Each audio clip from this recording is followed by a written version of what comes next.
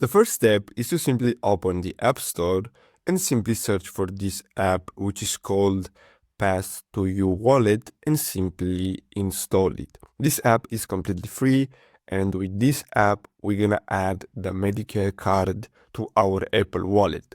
So we're gonna have to open it and then simply tap on the plus button, and here we're gonna have to select apply a pass template. Then simply tap on the search button in the top right corner and search for Medicare. So we're gonna have to simply search for Medicare, and then here we're gonna have to scroll down and select this one, which was applied 700 times.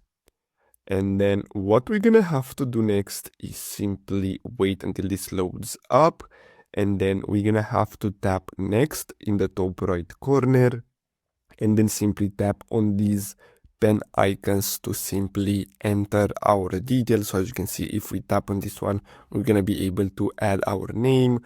If we tap on this one at the top, we're going to be able to add the card number. Now once you enter all the required details, simply tap on done in the top right corner.